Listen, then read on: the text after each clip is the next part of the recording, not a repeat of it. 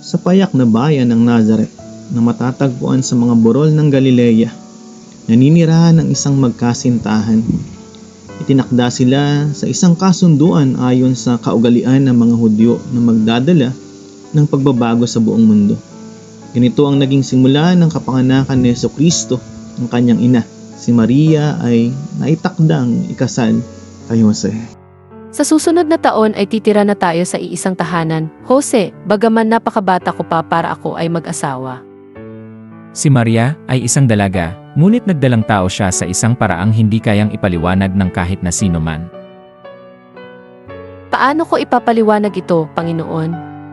Paano ko sasabihin kay Jose ang isang bagay na tila imposibleng mangyari, ngunit tunay na nangyayari? Siya ay iisipin na ako'y nawawala sa tamang pag-iisip, na ako'y nagtaksil sa kanya. Paano niya paniwalaan na ang batang ito ay mula sa banal na espiritu? Hindi ako gagawa ng iskandalo. Hindi ko siya ipapahiya. Hindi ito nararapat sa kanya. Gagawin ko ito ng tahimik.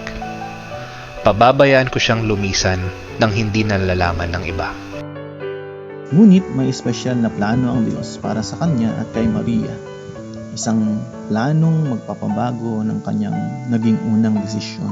Jose, anak ni David, huwag mong ikatakot na kunin si Maria bilang iyong asawa, sapagkat ang ipinaglihi sa kanya ay mula sa banal na espiritu. Magdadalang tao siya ng isang anak na lalaki, at tatawagin mong Jesus, sapagkat siya ang magliligtas sa kanyang bayan mula sa kanilang mga kasalanan.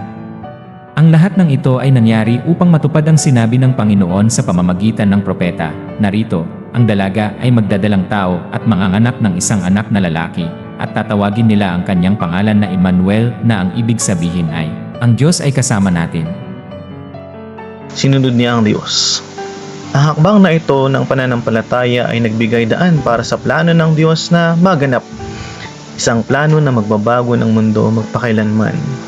Sa parehong paraan, kapag pinili nating magtiwala at tanggapin ang plano ng Diyos para sa ating buhay, kahit sa may hirap na sitwasyon, binubuksan natin ang ating sarili sa kanyang banal na gabay at layunin.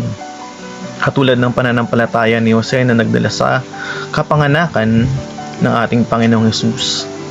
Ang ating tiwala sa kalooban ng Diyos ay maaaring maghatid din sa atin sa isang landas ng mas malaking kasiyahan, kapayapaan at pagpapala. Makikisuyo po. Huwag pong kalimutang mag-subscribe, mag-share at mag-like ng ating mga videos. At upang sa gayon, patuloy po tayong makapagbahagi ng mabubuting asal mula sa ating banal na aklat.